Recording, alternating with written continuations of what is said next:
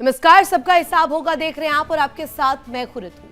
आज बात उस सबसे बड़े युद्ध की जिसने पूरी दुनिया को खौफ में डाल दिया है। ईरान के विध्वंसक हमलों से अमेरिकी राष्ट्रपति डोनाल्ड ट्रंप घबरा गए हैं और ट्रंप बैकफुट पर आ चुके हैं। एक तरफ ट्रंप कह रहे हैं कि उन्होंने ईरान पर एक बड़ा हमला रोक दिया और ईरान से तुरंत समझौते की बात कर रहे हैं। वहीं दूसरी तरफ पर्दे के पीछे खबर है कि अमेरिकी सेना के पास अब इजराइल को बचाने के लिए पर्याप्त मिसाइलें ही नहीं बची है। मिडिल ईस्ट के रण क्षेत्र से जो खबर सामने आ रही है उसने वॉशिंगटन से लेकर तेल अवीव तक हड़कंप मचा दिया है और जिस तरफ से एक पूरा धड़ा तैयार किया जा रहा था, डोनाल्ड ट्रंप दावे कर रहे थे, अब उस पर भी विराम लग रहा है। दरअसल डोनाल्ड ट्रंप की धमकियों से पूरी दुनिया कांपती थी। क्या आज वही ट्रंप ईरान की धमकी के आगे पूरी तरह बैकफुट पर आ गए हैं? और राष्ट्रपति ट्रंप ने social media platform truth social पर एक पोस्ट करके सभी को चौंका दिया है। इस पोस्ट के बाद बड़े अटकले भी लगने शुरू हो गए हैं। अमेरिका पूरी तरह तैयार है और ईरान के खिलाफ मिलिट्री टेरर, ताकत और पावर के लेवल पर जाने के लिए तैयार है। As an example, we'll talk about nuclear, and we'll be in there talking about nuclear for 7 hours. I say, why do you need 7? You can take 10 minutes. You have 5 minutes, you should solve it. But 7 hours, and then they'll go out, and I'll say, they discussed nuclear. And they'll go out and they'll say, we never discussed nuclear. And I'll say, why do they say that? All they do is make me angry. You know, they just make me angry. Trump भले ही इसे अपनी शांति की पहल बता रहे हों, लेकिन कड़वा सच तो ये है कि पेंटागन से आई एक रिपोर्ट ने ट्रंप की नींद उड़ा दी है। द वॉशिंगटन पोस्ट के एक चौंकाने वाले खुलासे के मुताबिक अमेरिकी यूरोपियन कमांड के चीफ जनरल एक्सिस ग्रिवेंच ने भी पेंटागन को सीधी चेतावनी दी है और वार्निंग में ये सीधे तौर पर कहा है कि महीनों से चल रही इस जंग के कारण अमेरिका के पास एडवांस इंटरसेप्टर मिसाइल के स्टॉक में भारी गिरावट आई है। अब आखिर हकीकत क्या है, अमेरिका को भारी नुकसान क्या पहुंचा है?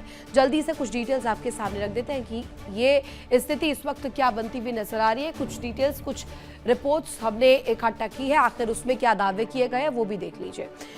युद्ध पर कुल खर्च कितना आया? तकरीबन 113 अरब डॉलर का खर्च अभी तक आया। अमेरिका को भारी नुकसान इसलिए क्योंकि हर सेकंड 10 लाख रुपए इस जंग में फूंक दिए अमेरिका ने। साथ ही साथ इसके अलावा 394 करोड़ रुपए हर घंटे जा रहे हैं, अमेरिका के फूंक रहे हैं। हर दिन 9,400 करोड़ रुपए का यहां जोखिम उठाना पड़ रहा है, घाटा सहना पड़ रहा है इस युद्ध की वजह से। और दूसरा सबसे इंपॉर्टेंट पॉइंट, हथियार और सैन्य सुरक्षा को लेकर 45 से अधिक एयरक्राफ्ट तबाह हो चुके हैं। साथ ही साथ आपको बता दें, इस हथियार और सैन्य नुकसान के आंकड़े में 24 से 30 MQ-9 रीपर ड्रोन भी शामिल है। सबसे बड़ी तस्वीर हो जाती है F-15E स्ट्राइक ईगल और F-35A फाइटर जेट्स, इसको लेकर के बड़ी थू भी अमेरिका की हुई। अब टोमाहॉक मिसाइल की बात करें तो पेट्रियट इंटरसेप्टर्स के साथ साथ टोमाहॉक मिसाइल का भी भारी इस्तेमाल किया गया और इसमें भी नुकसान अमेरिका को उठाना पड़ा है। मिडिल ईस्ट में अमेरिकी सैन्य ठिकानों को बड़ा झटका पहुंचा है। यह बताया जा रहा है कि वो बेसिस तबाह हो चुके हैं। साथ ही साथ बहरीन हो चाहे इराक हो, इसके अलावा इस पूरी लिस्ट में कुवैत का नाम भी शामिल है। यूएई और कतर भी इसमें इस लिस्ट में है, जिन ठिकानों को बड़ा नुकसान यहां पर पहुंचता हुआ नजर आया है। तेल और वैश्विक अर्थव्यवस्था पर असर पड़ा है क्योंकि स्ट्रेट ऑफ हॉर्मुज में तनाव से तेल कीमतें बढ़ गई हैं और ये पूरा जो डेंट है दुनिया भर के लोग उठा रहे हैं। शिपिंग इंश्योरेंस लागत 30 गुना तक बढ़ गई है। ये बहुत बड़ी वजह बताई जा रही है जो कि तेल और वैश्विक अर्थव्यवस्था पर असर पड़ने का कारण बनी। ग्लोबल सप्लाई चेन पर भारी दबाव पड़ा। साथ ही साथ अमेरिका में ईंधन और महंगाई का जो मार है वो कहीं ना कहीं मार के रूप में सामने आई है। युद्ध खर्च में अमेरिकी बजट पर अतिरिक्त बोझ डाला है। एक तरफ पहले से ही बहुत ज्यादा तस्वीर खराब थी, अब यहां पर इस एक्स्ट्रा बैगेज के जरिए अब जो युद्ध के बाद एक बैगेज आया है, इससे और ज्यादा परेशानी अमेरिका को हो रही है। अमेरिका का बढ़ता कर्ज और वित्तीय दबाव, रक्षा खर्च में अचानक से बढ़ोतरी बढ़ी है और साथ ही साथ भविष्य में $50 अरब से अधिक अतिरिक्त फंडिंग की जरूरत पड़ेगी। इसके साथ ही छठा सबसे अहम पॉइंट है कि रणनीतिक और राजनीतिक नुकसान हुआ है। साख यहां पर डूबती हुई नजर आ रही है। अमेरिकी सैन्य बेस जो उड़ रहे हैं उसके जरिए स्टॉक पाइल पर भी दबाव पड़ता हुआ नजर आ रहा है। घरेलू स्तर पर युद्ध विरोध और राजनीतिक दबाव बढ़ गया है और अमेरिका में यह देखा गया कि डोनाल्ड ट्रंप की पॉपुलैरिटी रेट भी गिर गई है। सबसे अहम हो जाता है इसे समझना, क्योंकि अगर आप बात इस वक्त मिडिल ईस्ट की स्थिति को लेकर करें और इसको लेकर एनालाइज करें कि आखिर जंग से क्या नुकसान अमेरिका को हुआ है, तो ये तमाम तस्वीर हमने देखी, लेकिन सबसे अहम नुकसान डोनाल्ड ट्रंप की ईगो को भी पड़ा है। एक तरफ ट्रंप युद्ध से बाहर निकलने का रास्ता खोज रहे हैं, लेकिन अमेरिका का ये मिसाइल संकट अब सिर्फ अमेरिका ही नहीं बल्कि इसराइल के अस्तित्व के लिए भी बहुत बड़ा खतरा बनता जा रहा है। ईरान पहले भी ट्रंप के कई शांति प्रस्ताव और वार्ता को खारिज कर चुका है। ऐसे में सवाल उठता है कि क्या ट्रंप सच में शांति चाहते हैं या फिर पेंटागन का खाली होता हथियारों का गोदाम उन्हें बैकफुट पर धकेल रहा है। अमेरिका इस वक्त अपनी रणनीति और अपने घटते हुए सैन्य संसाधनों के बीच बुरी तरीके से फंसता हुआ नजर आ रहा है। एक तरफ खाली होते हुए हथियारों के गोदाम, दूसरी तरफ इजराइल का जिद्दी रुख और ईरान के हमलावर तेवर। आज हम अपने खास मेहमानों से जानेंगे कि आखिर ट्रंप का ये बैकफुट दाव मिडिल ईस्ट में शांति लाता है या किसी और बड़ी तबाही की शुरुआत करता है, जानेंगे। लेकिन उससे पहले एक खास रिपोर्ट हमने तैयार की है, दिखाते हैं।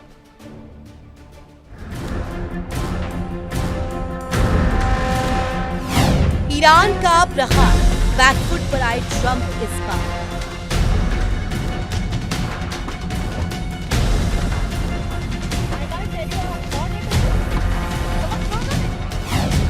खत्म हुई अमेरिका की ताकत, ट्रंप का टूटा भ्रम।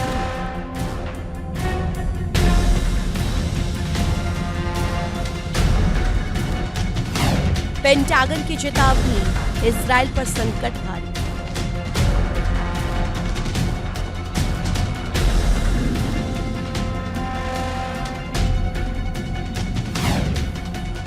जंग पर बयान से पलटे ट्रंप, दुनिया हुई हैरान।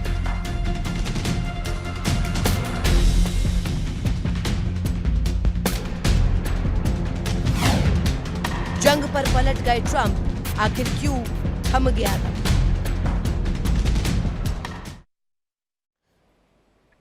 और जल्दी से आज का बड़ा सवाल आपके सामने रख देती हूं। सवाल ये कि क्या ट्रंप की शांति पहल पर इजराइल सचमुच राजी है या अभी पर्दे के पीछे जंग की तैयारी की जा रही है? आखिर हकीकत क्या है, इसे जानेंगे, डिकोड करेंगे। हमारे साथ खास मेहमान जुड़े हुए, तारुफ करवा दूं आपका, कैप्टन अनिल गौर हमारे साथ कनेक्ट है, हकीम राजा ईरान मामलों के जानकार, और साथ ही साथ डॉक्टर जिताब सिंह विदेश मामलों के जानकार हमारे साथ जुड़े हुए। सबसे पहला सवाल मैं आज अनिल सर आप ही से लेती हूँ। यहाँ इजराइल पर भी बात की जा रही है, बात अमेरिका पर भी की जा रही है, बात ईरान पर भी की जा रही है, लेकिन इस बीच इस मध्य एक चीज जो सबसे अहम है वो ये कि अमेरिका अपनी साख को डुबोने में अभी तक कहीं से भी पीछे नहीं रहा है। हर चाल, हर हमला और हर राजनीतिक और रणनीतिक दाव के बाद अमेरिका नीचे ही गिरा है। इस स्थिति में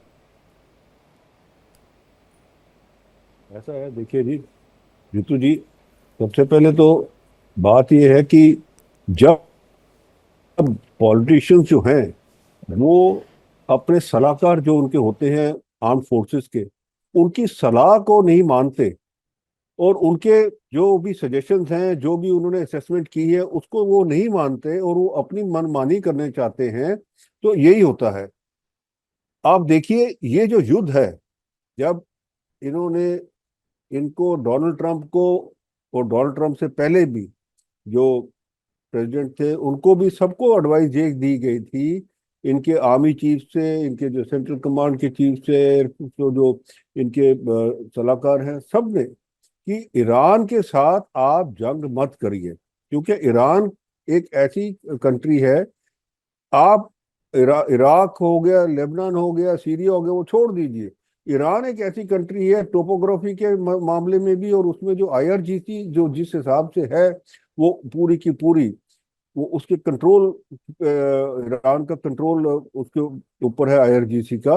इसलिए आप इसको आर्म कॉन्फ्लिक्ट मत करिए, डिप्लोमेटिकली इसको आप करिए। पर क्योंकि अब उस टाइम डोनाल्ड ट्रंप ने सोचा कि भाई वो भी नेतन्याहू की, मैं कहूँगा कि उसके अंदर बातों में आ गए कि देखिए जी सारी की सारी जो है इनकी, एक तो खमेनी साहब भी हैं और सारे जो बाकी के 40 सलाहकार हैं, इनके जितने टॉप लीडरशिप है, सारी की सारी एक जगह इकट्ठी है, तो सारी जब हम वाइप आउट कर देंगे तो जंग खत्म हो जाएगी, वहां पॉपुलर अपराइजिंग हो जाएगी, रिजीम चेंज हो जाएगा। ये तो हुआ नहीं। ये ऐसी चीज हो गई कि एक सबसे पहले दुनिया के सामने एक चीज आ गई कि इंटेलिजेंस जो है, चाहे वो सीआईए की थी, चाहे वो मोसाद की थी, वो सारी फेलियर निकली।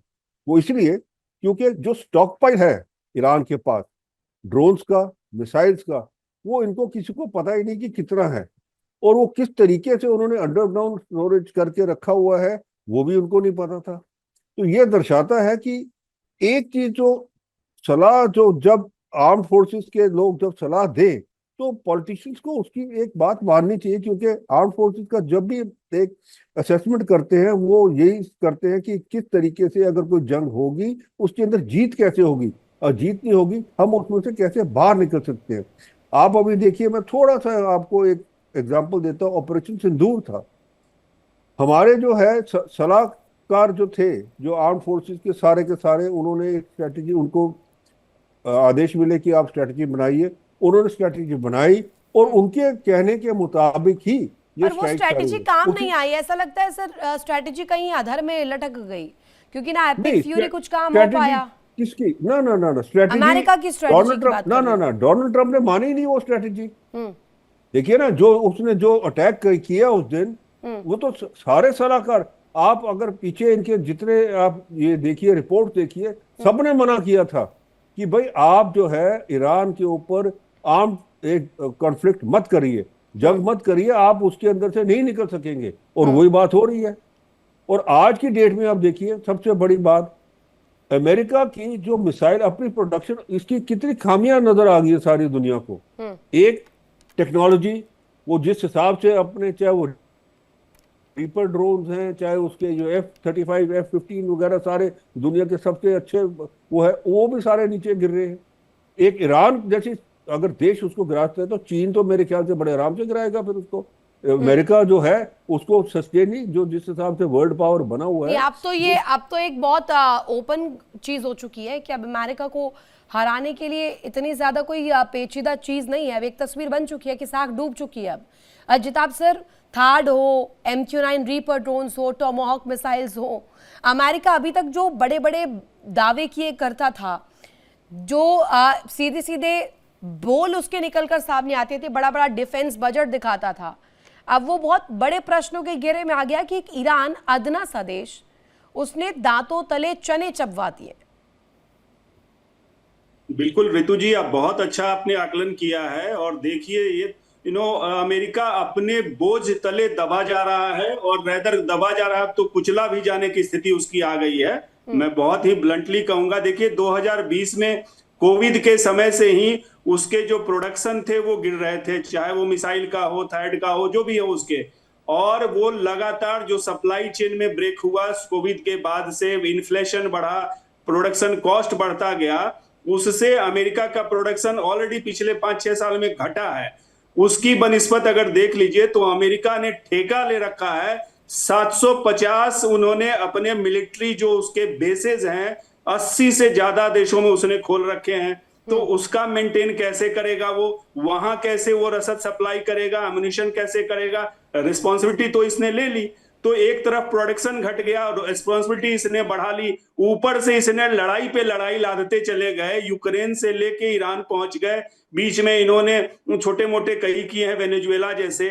तो अब उसके चैलेंज अभी इमीडिएट ईरान में है कि इजराइल को रसद देना, खाड़ी देशों को बचाना, उनको भी हथियार देना, अपने को भी प्रोटेक्ट करना, और उसके बाद ईरान पे अटैक करना। तो एक साथ इतने चैलेंजेस उसके पास हैं, और रेस्पॉन्सिबिलिटी जितनी ली, जितना खा सकता है या पचा सकता है, उससे ज्यादा उसने खा लिया।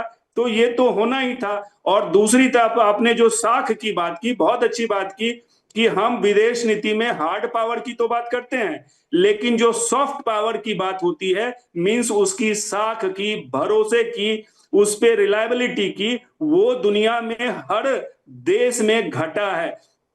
प्यू रिसर्च संस्था है, उसकी 36 देशों में अभी लेटेस्ट उसकी रिपोर्ट आई है, डेटा आया है कि 60 से 70% जो कंट्रीज हैं उस 36 देशों में, वहां पे अमेरिका पे भरोसा बहुत ज्यादा घटा है, और भारत जैसे देशों में भी घटा है कंपैरेटिवली। दूसरी अजिताभ तरफ जी, अब तो चीन नौबत पे ही आ गई कि भरोसा बढ़ा। अमेरिकी यूरोपियन कमांड के जो चीफ है जनरल एलेक्सिस को अगर मैं कोट करूं, ग्रिंकेविच, वो कह रहे हैं कि पेंटागन को ये समझ लेना चाहिए जो वो कर रहे हैं वो बहुत गलत कर रहे हैं। वार्निंग के तौर पर दी है कि यहां पर जो हुआ है और अगर जो आगे आप प्लान कर रहे हैं इसके रेपरकशंस बहुत डेडली होंगे।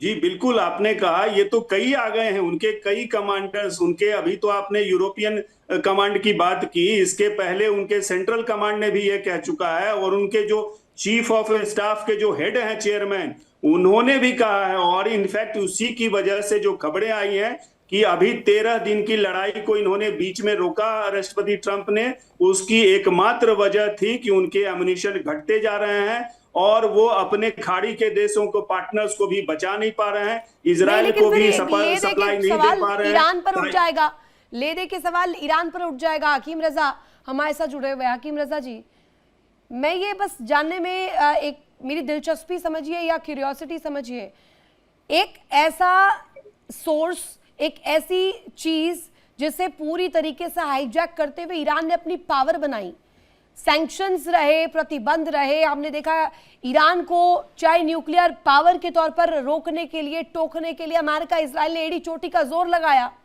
लेकिन हॉर्मुज नामक उस पेच से ईरान ने जो किया वो अब दुनिया देख रही है। लेकिन इसके बाद सवाल सिर्फ और सिर्फ अमेरिका और इजराइल का नहीं है, दुनिया का भी तो है। हकीम रजा जी। जी नमस्कार। देखिए, जंग के लिए कोई भी एक मकसद होता है, जिस मकसद से ले आया था वो रिजिम चेंज करने के लिए, रिजिम और स्ट्रांग हो गई। देखिए, कोई भी, ईरान है ना, आइडियोलॉजिकली वार कर रहा है, अमेरिका के पास कोई आइडियोलॉजी नहीं है। यहाँ पर क्या है, जैसे आप बताया कि सुप्रीम लीडर को शहीद कर दिया, कई लीडर्स को शहीद कर दिया, उसके बावजूद और स्ट्रांग हो रहे हैं। जैसे जैसे जो शहादत होती है, ये आइडियोलॉजी में क्या है कि और स्ट्रांग होते हैं।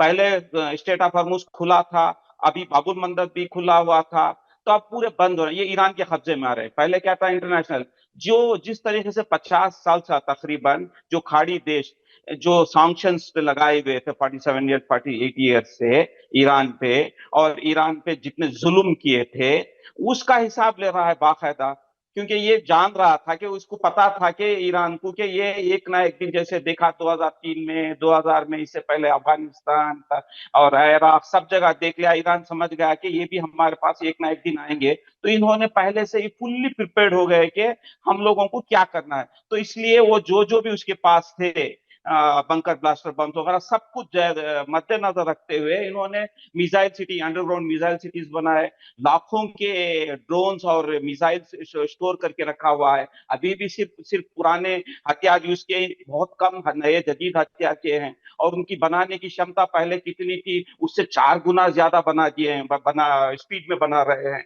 तो इसमें क्या है, उनको पता है एक ना एक दिन, या इसराइल ने लास्ट ईयर जंग करके देख लिया कि इसराइल में अकेला ईरान से साथ नहीं लड़ सकता, बोल के अमेरिका को आगे लाया। अमेरिका को आगे लाने का मकसद यह है कि अमेरिका जब आएगा तो जितने बेसेस हैं खाड़ी में, मजबूरन वो पूरे देश भी उनके साथ, अमेरिका के साथ आना पड़ेगा। तो उसके साथ में इसराइल भी है ही। इतने सारे मुल्कों को देखिए, आपने देखा जैसे ही सुप्रीम लीडर की शहादत हुई, आधे घंटे के अंदर पूरे बेसेस को मार दिए। अभी भी क्या है, बार बार आप देख रहे हैं जॉर्डन पे, कुवैत पे, ये सारी बात आपकी जस्टिफाइड है हकीम रजा, सब जस्टिफाइड है, लेकिन वो कहीं से नहीं। जब एक नेचुरल सोर्स का इस्तेमाल एक वेपन के तौर पर अगर ईरान करेगा इस वॉरफेयर को जीतने के लिए और दुनिया को अधर में लटका देगा, ये भी तो जस्टिफाइड नहीं है ना। देखिए, जिन्होंने यहाँ पर भी कोई भी नहीं, दो उसके खाड़ी में जितने भी हमारे, ईरान ने पहले ही बता, हमारे जितने भी दोस्त नेशन है उनके लिए खुला है, कभी बंद है ही नहीं, बता दिया। इंडिया हो, चाइना हो, या कोई भी कंट्री जो उसका दोस्त, जो भी अमेरिका के सपोर्ट में है, उनके लिए बंद है। और वो बोल रहे हैं कि सिक्योरिटी चार्ज कर रहे हैं, जितना भी ईरान के अंदर नाटिकल माइंस में 21 नाटिकल, वहीं पर डीप वाटर है, जहां से तो अमेरिका को सोचना चाहिए, फिर तो डोनाल्ड ट्रंप को सोचना चाहिए। अनिल सर, ये तो सीधे सवाल पूछा जाएगा कि अब तो डोनाल्ड ट्रंप फेल हो गए फिर। अनिल सर, वही डोनाल्ड ट्रंप जो बड़े बड़े दावे किए करते थे और पूरी तरीके से ग्लोबल पुलिसिंग का डंडा लेकर घूमा करते थे, दुनिया को डराए फिरते थे कि अब जब चाहे अमेरिका जिसके साथ चाहे, जिस देश में चाहे वो कर सकता है, वेनेजुएला के साथ जो किया वो रिपीट कर सकता है। लेकिन अब तो किस मुंह के साथ डोनाल्ड ट्रंप ये बात रखेंगे, या ये पॉसिबल भी है, अब हो भी पाएगा? चाइना को कैसे आंखें दिखाएंगे? ऋतु जी देखिए, अगर आप हिस्ट्री देखें ना, मैं थोड़ा सा आपको उसमें ले जाना चाहता हूं। ये इसको कहते हैं फॉल ऑफ कंट्रीज। ये क्या होता है कि कंट्रीज जो होती हैं वो ऐसी होती हैं कि एक उनके अंदर पहले जो है उनका जो इकोनॉमिक पावर होता है, फिर उसका जो है जो डिफेंस कह लीजिए पावर है, फिर उसका जो एक सैन्य शक्ति होती है, फिर वो उसको एक्सपैंड करते रहते हैं। एक स्टेज आती है जब वो एक्सपेंशन आके वहां ब्रेक हो जाती है। आप ले लीजिए शुरू से सबसे पहले किसकी सिविलाइजेशन जो जिसका कब्जा था पूरी दुनिया के ऊपर, स्पेन का। स्पेन खत्म हो गया, उसके बाद आ गया डच। डच जो है, डच ने भी बड़ा अपना सिक्का जमाया, खत्म हो गया। उसके बाद आ गया आपका यूके, जो एक ब्रिटिश एम्पायर, जिसमें कहते थे sun never sets on the east on the empire, वो भी खत्म हो गया। उसके बाद सेकेंड वर्ल्ड वॉर के बाद अमेरिका आया। अब अमेरिका उस कदार पे है, आप देखिए 37 से 38 ट्रिलियन डॉलर का डेट है। ओडेसिटी नाम की चीज भी तो होती है ना अनिल सर। अब ये क्या बात हुई कि एक तरफ से आपने लॉन्च कर दिया, पहले हमने लॉन्च किए, उस समय तो आप बहुत कॉन्फिडेंट लग रहे थे, कॉन्फिडेंस धीरे धीरे चकनाचूर हो गया अमेरिका का। आप देखिए ये डोनाल्ड ट्रंप जो है ना, डोनाल्ड ट्रंप के अंदर एक, ठीक है, अच्छा बिजनेसमैन होगा, सब कुछ होगा, पर उसमें एक बहुत बड़ी कमी है। उसके अंदर एक ईगो अपनी जो है ना, वो ईगो उसको अहम है, वो अहम इसको मार गया। आप देखिए ऑपरेशन सिंदूर जब हुआ, जब हिंदुस्तान ने उसको कहा कि नहीं जी इन्होंने मध्यस्थता नहीं की, उसने क्या किया, सीधा टैरिफ लगा दिया हिंदुस्तान के ऊपर, और इतना नाराज हुआ कि आप मेरे को नोबेल प्राइज पीस प्राइज के लिए नहीं कर रहे, कि उसने हिंदुस्तान के ऊपर 25 से 50% टैरिफ, ये करूंगा मैं, वो करूंगा, बड़ा वो किया। ये जो ईगो चीज है ना, यही डोनाल्ड ट्रंप को मार गई है सारी इसके अंदर, कि मैं जो है अब जो देखिए स्ट्रेट ऑफ हॉर्मुज जो है वो एक ऐसा नासूर बन गया है, उसको ये नहीं कर सकते कुछ भी उसके अंदर, क्योंकि कोई भी शिप जो है वो वहां जाएगा, और अगर ईरान के ऊपर कोई खुला है उसके ऊपर, क्योंकि इतनी बड़ी कोस्ट लाइन है उसकी, स्ट्रेट ऑफ हॉर्मुज। नासूर बनाया किसने है सर? वो भी तो डोनाल्ड ट्रंप ने किया ना। अगर हमले नहीं करते, पहले से अलर्ट किया गया, डिस्क्लेमर दिया गया, लेकिन डोनाल्ड ट्रंप ने फिर भी किया इनिशिएट ना।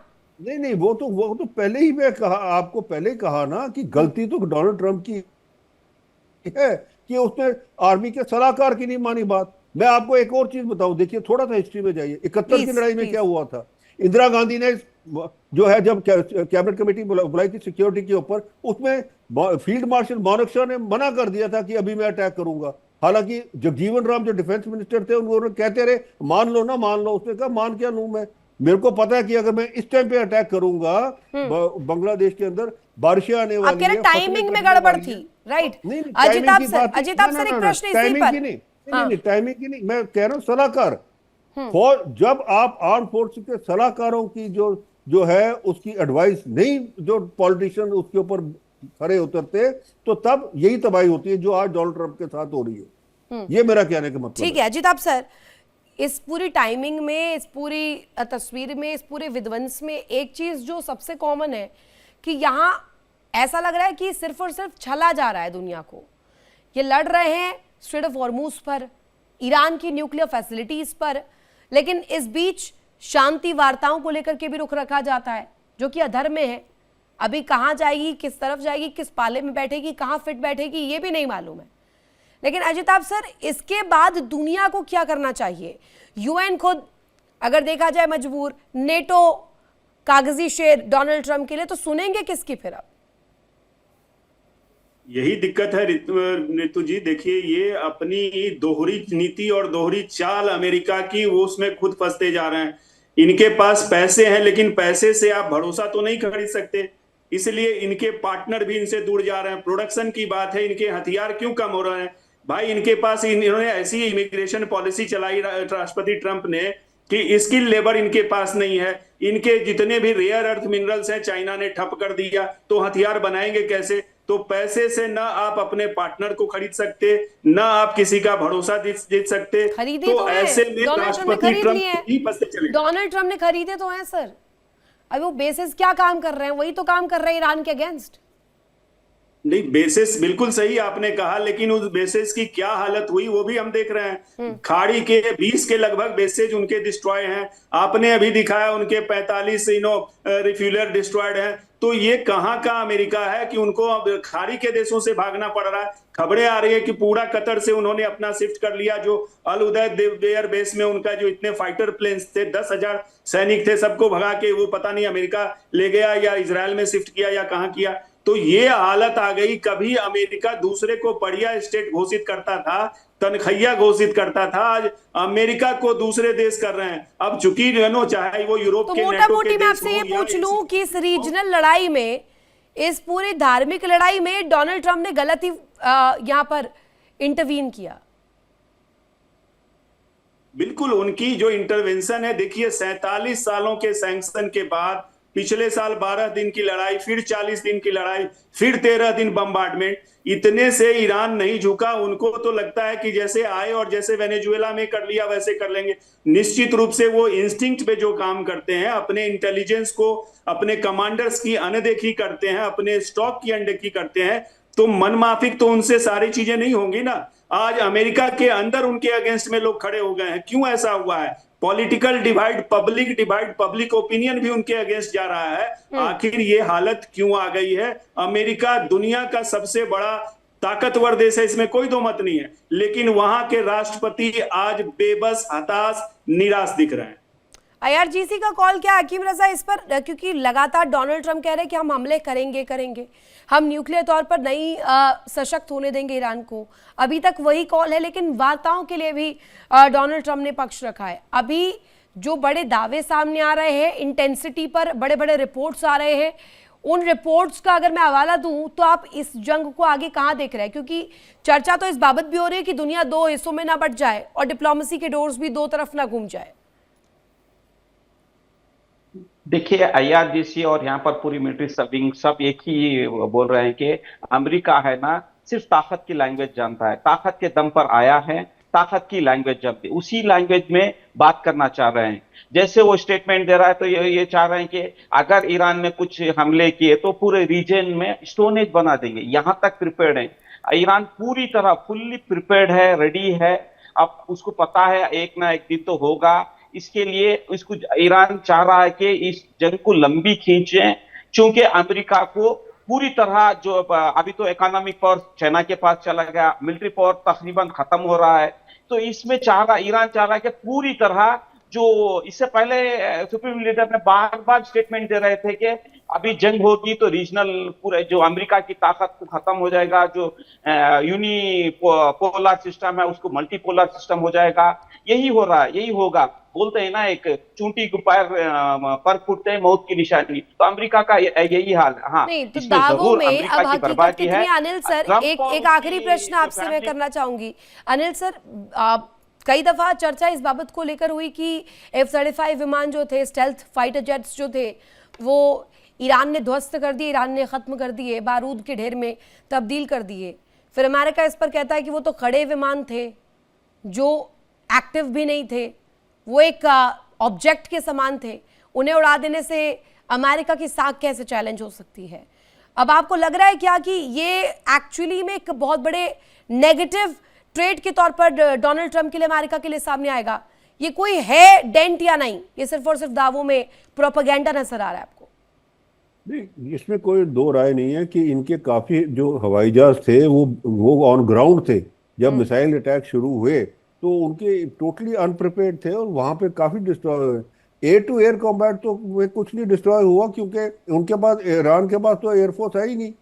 तो कुछ मिसाइल्स के साथ जो एक आधा जो उसका गिरा है वो है, बाकी तो, और बाकी सारे मोस्टली ऑन ग्राउंड ही गिरे हैं। पर एक चीज मैं आपको और चीज एक थोड़ा सा बताना चाहता हूँ। देखिए, आज की डेट में एक बड़ा जो डर है, वो डर ये है कि ये युद्ध जो है अब अमेरिका और ईरान का नहीं हो। ये ईरान जिस हिसाब से अपने खाड़ी के देशों के खिलाफ चल रहा है, ये सारे खाड़ी के देश जो हैं वो इकट्ठे हो रहे हैं। तो बैक और कौन ये कर रहा है युद्ध ईरान हो को? चुकी है। इतना और बैक कौन कर रहा है ईरान को? ईरान को बैक करने का, देखिए, चीन है और रशिया है, वो तो बैक करेंगे ही। नहीं तो अभी तो मीटिंग हुई है, जेलेंस्की कह रहे हैं नहीं, इसमें कोई तस्वीर नहीं आई है, शी जिनपिंग से मुलाकात की डोनाल्ड ट्रंप ने, उस तरफ भी ये कहा गया कि वो- नहीं, पक्ष है, शांति की तरफ बढ़ रहे हैं। वो देखिए, कहने की बात और है, इसमें कोई दो राय नहीं है कि चीन जो है और रशिया जो है वो ईरान को इतने सालों से सपोर्ट करता आया है। रशिया जो है वो कैस्पियन सी से डायरेक्ट उसका जो है जो बिल्कुल रास्ता है उधर, वो कोई उसको रोक नहीं सकता। और चीन ने तो अभी तो रेलवे लाइन भी जो है अपनी सारी सक्रिय कर ली है, जो उसके अंदर वहां से आती है, जो उसकी ट्रेन सीधा वहां से ईरान तक पहुंचती है। तो इसमें कोई दो राय नहीं है कि वो करते रहे हैं। और अभी भी इंटेलिजेंस रिपोर्ट जो सैटेलाइट इंफॉर्मेशन वगैरह है वो चीन ही दे रहा है उसको कि भाई कहाँ क्या है, क्या इसके। नहीं तो ईरान के पास तो कोई ऐसी सैटेलाइट्स है नहीं ना कि वो पता करे कि अच्छा जी किस हिसाब से। देखिए, जो मिसाइल का प्रिसिशन स्ट्राइक होता है उसके लिए आपको उसकी गाइडेंस सिस्टम के ऊपर उसके कोऑर्डिनेट्स देने फिर तो आप पड़ते ये हैं। कह रहे हैं कि अब चाइना चाहता है 1-on-1 फाइट कर ले, बस इनडायरेक्टली इसे बढ़ा रहा है। बिल्कुल, ये कोई दो राय नहीं है। चाहे चीन तो चाहता है, क्योंकि जब तक चीन का मकसद हल हो रहा है ना, क्योंकि अमेरिका देखिए चीन ताइवान के ऊपर नजर है उसकी, साउथ चाइना सी के ऊपर नजर है उसकी। और अब नेक्स्ट जो सुपर पावर बनेगा वो चीन ही बनेगा, क्योंकि और कोई देश ना, रशिया है उधर और अमेरिका आप देखिए। और मेरे बड़ी हिसाब बात से आप तो कह रहे हैं। 20 साल 15-20 साल के बाद अमेरिका बिल्कुल ध्वस्त हो जाएगा, क्योंकि उसका डेट ही इतना हो जाएगा कि उसकी इकोनॉमी कोलैप्स हो जाएगी सारी की सारी। आप देखिए अभी सारी इकोनॉमीज कोलैप्स हो जाएगी, चाइना रह जाएगी। नहीं, चाइना के पास तो है ही, क्योंकि देखिए आप अब लोग जो है जितने देश हैं वो डॉलर से हट रहे हैं। आप ट्रेड जो है अपने करेंसी में कर रहे हैं, 1-to-1 कर रहे हैं, वो अपने करेंसी में कर रहे हैं, डॉलर छोड़ के वो यॉन में आ गए हैं। इसीलिए सबसे बड़ा प्रॉब्लम जो है जो डॉलर बड़ा खतरा इस वक्त ऐसा लग रहा है कि ईरान नहीं है, शी जिनपिंग बन गए, राइट? बिल्कुल, मैं ये तो शी जिनपिंग ईरान, देखिए मेरा जो एक मानना है, ईरान का सबसे बड़ा एक जो गलती कर गया है वो ये है कि अमेरिकन बेसिस के ऊपर तो आपने अटैक किया तो किया, पर अगर आप जो बाकी जो देश खाड़ी के देश हैं, क्योंकि देखिए इसमें क्या हो जाएगा, इसमें दो भाग हो जाएंगे, शिया और सुन्नी। ये सबसे बड़ा डर है। और अगर ये हो गया तो फिर ये लड़ाई जो है मतलब कि फिर तो फाइट टू फिनिश हो जाएगी, क्योंकि फिर शिया सुन्नी की जब लड़ाई जल्दी होगी से तो फिर रजा साहब कुछ कहना चाह रहे हैं, समय मेरे पास जरा कम है। 10 देखिए, सेकंड यहाँ पर जहां जहां भी हमले कर रहा है, जॉर्डन में हो, बहरीन में हो, कुवैत में हो, वहां पर सब जगह देखिए पब्लिक पूरी तरह ईरान के साथ है, सिर्फ गवर्नमेंट अमेरिका के साथ है। तो यहाँ पर सुन्नी शिया का तो कुछ है ही नहीं, पूरी तरह आइडियोलॉजिकल आप जितना इस बात को रखिए हकीम रजा, लेकिन हकीकत यही है कि शिया सुन्नी वाला फैक्टर भी है इंपॉर्टेंट। आपकी ये तभी मुस्कान बता रही नहीं, है आप कि देख इसमें लीजिए, हकीकत जॉर्डन है। में कोई शिया नहीं है, जॉर्डन में कोई शिया नहीं है, 90% जॉर्डन में ईरान के साथ जॉर्डन में है। ना हो, लेकिन अब ये देख लड़ाई तो लीजिए। शिया सुन्नी की ही है, इस्लामिक उम्मा की ही है। नहीं नहीं नहीं, गाजा से शुरू, देखिए फलस्तीन में गाजा से शुरू हुई है जंग, वहां पर कोई शिया रहता ही नहीं है, जंग शुरू हुई वहां से ठीक है। है। ये मेन मकसद है, जड़ है ना, यानी कि अभी फलस्तीन है। जंग पर नए नए दाव आएंगे और भी प्रतिक्रियाएं आएंगे और भी दावे आएंगे और भी रिपोर्ट्स आएंगे कि ये विध्वंस आगे बढ़ेगा या बयानों के जरिए या वार्ताओं के जरिए इसे सुलझाया जाएगा। बहुत शुक्रिया आप तीनों का ही ज्वाइन करने के लिए, कीमती समय देने के लिए। देखिए इंडिया डेली 24/7 अब आपकी स्मार्ट टीवी पर। इंडिया डेली मौजूद है सभी डिजिटल प्लेटफॉर्म पर लाइव और लगातार। इंडिया डेली 24/7 हर दिन राष्ट्र को समर्पित।